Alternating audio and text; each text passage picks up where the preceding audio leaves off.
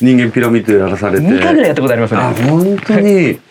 そう海外でもやってたしな10時間移動してまたライブやって繰り返して大変でしょうって言われるけども、自分にとっては全然パラダイスでツアー中ってのは、その2人が気づいて「うわなんだあれ見ろよ」って「ジャパニーズサムライ」って絶対言ってるよってすっごい分かって。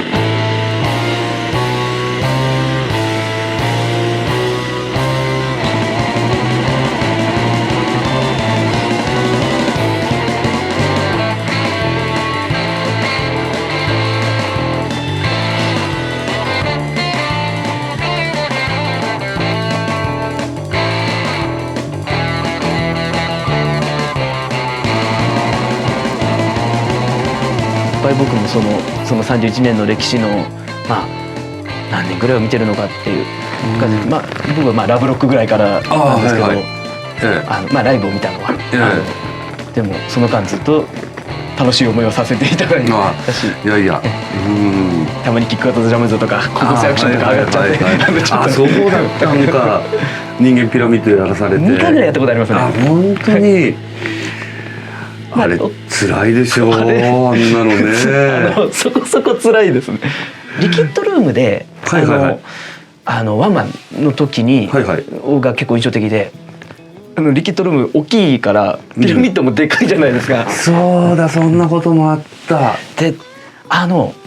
一番下も一番下で、重いからきついものの、ただ床は安定してるじゃないですか。なるほど。微妙なところって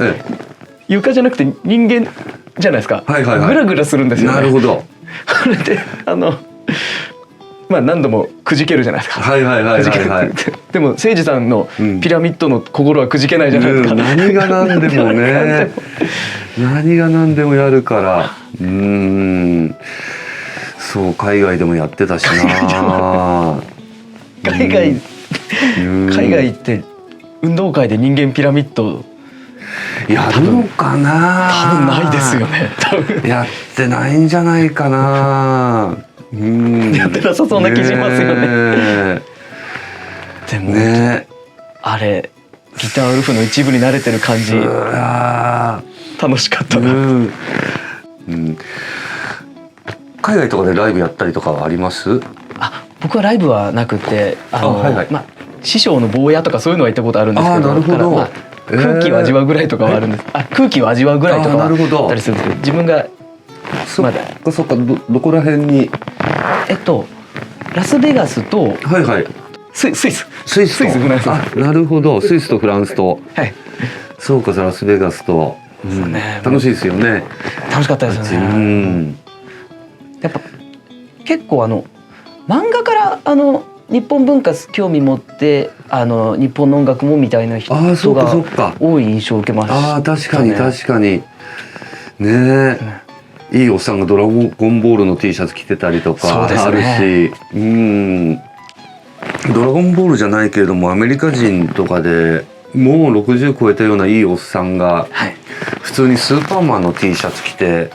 で奥さんとなんか手つないで歩ってるのとか見てなんかすごい素敵だなと思ってそのね人のアイデンティティを尊重するとか、そういうやっぱ日本人が60も超えてスーパーマンの T シャツ着れないし小学生ぐらいでもそういったもんもなんだろう、なんかそういったアイデンティティとかを人は人でね、ちゃんと認めてる人たち素敵ですね。アメリカ人はすごく進んでると思うし、あの人たちは本当大好きだし、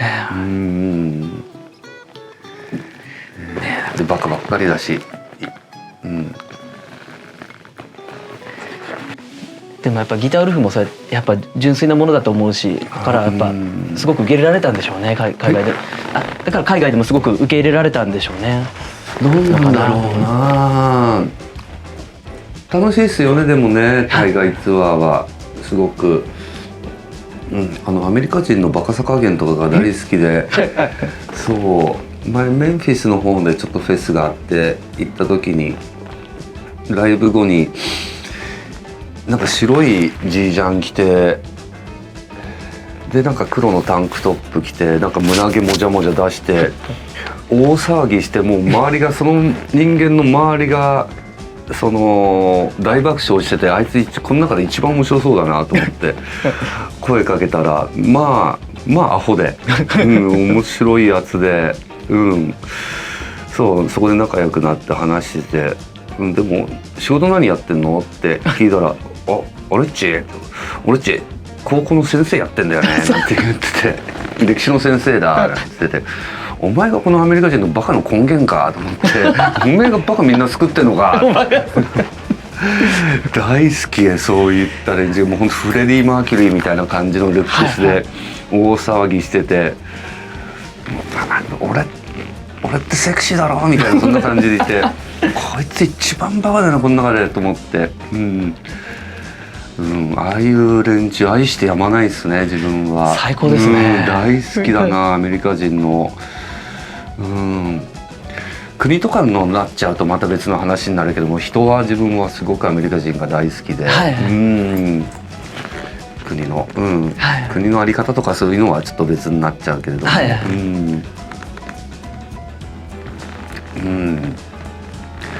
アメリカラスベガスだけ。ラスベガスだけなんですよ。そうかそうか。結構観光地って感じでしたね。確かに。そうですね。やっぱそうでないやっぱ生々しい部分っていうのがやっぱ、それこそ地方とかにの方がなんか本当の部分って本当にその国の雰囲気ってやっぱ分かるかなって気はするかなっていうか。逆に外国のミュージシャンが来た時にエディ&ザ・ホット・ロッツのスティーブ・ニコルってドラマのセカンドのジャケットになってる、彼を観光案内してあげたことがあって、彼を観光案内してあげたことがあるんですけど、本当にすげえすごい嬉しかったんですけど、それこそ新宿でライブをやって新宿に滞在してて、いやこう歌舞伎町とかにいて、全然住居とか見ないし、リアルジャパンを見たいって言って、で僕ちょっと田舎の方住んでるんで、東京の外れの方住んでるんで、そっちを見せてくれって言われて、で連れてってあげたら、それこそもう田舎の風景とか見たらすごく喜んで、温泉入ってたらドラマーやってる女の子がいて、ドラムをやってる女の子がいて「Keep on drumming」とかって言ってて、でお母さんと娘で帰ったんですけど、一回戻ってきて「友達に電話したらエディ&ホットロッツのめっちゃファンでした」とかって言って「写真撮ってください」とかって。温泉にいたらびっくりするよねとかって言って。そうね、確かにびっくりするんだろうな。でもその感覚ってなんかすごい分かるところあって、ね、アメリカって何回行ったんだろう。何十回も行って、めちゃくちゃ行ってますよね。そうめちゃくちゃ本当何十回行ってアメリカツアーやって、で例えばねマンハッタンニューヨーク行っても一度も自由の女神なんか行ったこともないし、地元の人間ですら行かないような汚いバー、パンクスが集まるような汚いバーで、ね、あんなところで飲むのって地元の人にも言われるようなところで、その普段の例えばマンハッタンだったらマンハッタンとか、例えばそれはねベルギーのどっかだったらベルギーとか、ベルリンのどっかだったらベルリンとか、そういう人たちの中のストリートに入っていくのがすごい自分は好きで、観光とか全然興味ないっていうかしたこともないんだけれども、なんかね、なんかその温泉行って喜んだとかすごい分かるな。別に六本木で遊びはしないじゃないですか。しないですからね。全然あんなねえ、何も知らない海外の人間を騙すような連中ばっかりいるようなところで遊びはしないし。そういえばそれこそデッドボーイズが再結成して来日した時に一緒にやらせていただいたんですけど、すごいな。チタクロームとその時ジョニー・プリッツで、オリジナルメンバーはその2人なんですけど、で今のメンバーがライブ終わったらもうバタバタ出てきて急いでてロボットレストランに行くんだって言ってて。なんだロボットレストラン、なんかそういったところがあるわけで。あるんです。歌舞伎町にまあでっかいバスとかもロボットレストランって宣伝のバスとかも走ってるんですけど、まあそれこそ観光の外人外国の人とかがやっぱり行きたい、ああそういう風な、お金持ちの接待とかなのかな、ああなるほど、うでまいことやってるんだな。でも間に合わなかったんですよ。ああそっか間に合わなくてそっか。悲しそうだったんですけど、いやこういうとこじゃなくていいと思うよって言って、それだとそれこそこういったゴールデン街とかで飲めばいいのに。そうなんですね。それこそ僕もそう思ったんで、だから間に合わなくて正解って言って、焼肉食べてゴールデン街行こうって言ってそうね。そうなりました。喜んでて。ああそうかそうか。日本のバンド聴いて喜んだり。ああなるほど。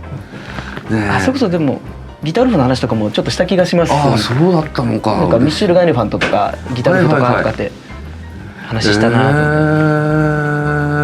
やっぱギターウルフね、やっぱまあそれこそゴールデン街海外のコロナの前までは海外の人いっぱい来てたから。話してて、なんか俺が日本来るとギターウルフがこっち来るんだよな、いつもいつもとかっていうアメリカ人が前いましたね。ああそうなんだ。いつも俺見れないんだよとかって。ああそうか、なんか嬉しいなでも。入れ替わり待ってくれてる人が。あとそれこそ向こうで見たっていう人とかも何人も会ったことあります。そうかそうか。ねアメリカずいぶんやったからいろんな街でやって。オーストラリア人だったりも。ああそうかそうか。ねえ、よく言われて、その例えば毎日車で10時間移動してまたライブやって繰り返して大変でしょうって言われるけども、自分にとっては全然パラダイスでツアー中ってのは、ねそれこそね、例えばこのブルース・ブラザーズとかも好きだったから、シカゴ行けばすごく盛り上がるし、マディ・ウォーターズ聴いて最高だと思ったりとか、ね、例えば南フランスの方行ったらストーンズのメインストリートのならず者、南フランスの方で撮られた、録音したっつうから、なんかそういう空気感じたりとか、ああいうのを感じて、もちろんね初めてマンハッタンの街を歩った時はウォークマンっていうかヘッドホンしてラモーンズ聴きながら歩ったりとか、最高じゃん。14ストリートとかね、シルベイン14ストリートビートってあるけど最高ですね。もう最高の気分だったし、ここが14ストリートっていうのはそうツアー自分はパラダイスだったから、全然移動なんかきつくもなかったし、景色見ながら音楽聴くのも大好きだし、そうだ、ラボックって町がテキサスにあって、バディ・ホリーが生まれた町で、でたまたまその時ツアーマネージャーが CD やめてラジオをピッとスイッチ入れたらバディ・ホリーの曲が流れてきて、そのラボックの本当すぐ直前で、乾いた空気ともう本当よく晴れた日で、ね、バディ・ホリーの乾いたギターの音って、こういうことなのかとか、メンフィス行けばやっぱりエルビスの湿った声とか、セクシーな感じがやっぱメンフィスのやっぱ湿気のある、本当メンフィスの音だよな、声だよなってあるし、そういうことを経験しながら、レコードで聴いてるものってやっぱりその空気も含めてやっぱそういうものが入ってるわけじゃないですか。なんかね、ああいう現場で聴くと、それを感じられるっていうのは最高ですね。最高ですね。そう、もうね、ベルリンで聴いたデビッド・ボーイとかも最高だったし、ローとか辺のアルバムか、そういうのは、そういうの大好きで、全然ツアーがきついだなんつうか、もうパラダイスだし本当に、毎日、アホな連中と飲んで大騒ぎして毎日カオスで、でしょうね。毎日カオスでしたね、本当毎日カオスで、大好物ですね。大好物、大好きだ。誠司さんもビリーさんもいて、そうですね、めちゃくちゃだったしな。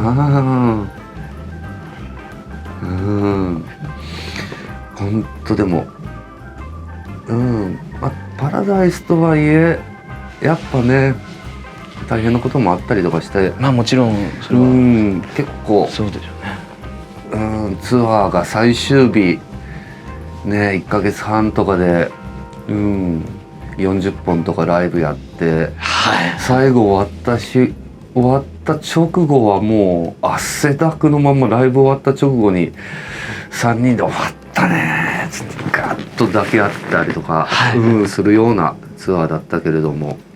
ほんとそれこそ毎晩カオスだから、もう自分の精神的にもカオス状態になってるし、ライブ後も大騒ぎするし、そこで仲良くなった連中と一緒に飲んで大騒ぎしてそれが毎日続くんだけれども、なんかちょくちょくそういうタイミングがあったんだけど、今思い出したのはあれどこだろう、フランスかな、多分フランスあたりで、フランスもずっとあっちの東側というか、もうスイスの国境の直前ぐらいで、あの時はそうライブ終わってからそのホテルまで、宿までどのくらいだっただろう、30分40分走って、でアルプス山脈がこうバーッと見えて、そういうとこの宿に泊まって、朝外出たらもうね、そのカオスな感じとは全く違う、そのアルプス山脈がこう雪、そのてっぺんの方にかぶって、でも晴天で、ね、多分気温も17、8度なのかな、ちょうどこんな格好で革ジャン羽織ってるのがちょうどいいような、もういい朝で、周りに木もあって、なんか鳥が鳴いてたりとかして、もうほんとぐわーっとモーニングっていうような日があって、うわー気持ちいいなーって思ってたら、うちらのそのホテルの前に、もちろんうちらのバンが止まってて、でっかいベンツのバンが黒いあって、そこの陰で隠れてる、本人は隠れてるつもりなんだろうけども、そこで誠司さんがなぜか木刀持ってきてて、日本からそれを何やってんのこの人がって、もうそこだけもう本当にいい朝で、気持ちいい朝で、そこだけもうまるで違うみたいな感じで、もう本当にって振るたんびに、なんかもう後ろの木からもう鳥とかがバッサーって飛んでくような、もうそんなような雰囲気で、なんだろうなこの人はって、ちょうど駐車場があって、そこで本人は隠れてやってるつもりだったんだろうけどもこうあって、そこでやってて、自分こっちの方にいて、この車の鍵があって、その一番端っこの方にやっぱりツアー中の多分ヨーロッパの人かな、20代半ばぐらいな若いお兄ちゃん2人がなんかピックアップのトラックの前でいたんだけども、その人からはもう丸見えで、誠司さんのこと丸見えで、もうすごい離れてるんだろうけども、その2人が気づいて、うわなんだあれ見ろよって、全然もちろん声は自分のところに聞こえないんだけれども、絶対ジャパニーズサムライって絶対言ってるよってすっごい分かって、本当にそういう感じで、本当にいたよってなんか本当にそういうこと言ってる、絶対そういうこと言ってたんだろうなって感じで、ラークって感じで、もう目まん丸にしてびっくりして、誠司さんのこと見てたのあって、かっこいいな。しかもその気も、いやかっこいいかっこいいから、このいい気持ちのこの朝を、カ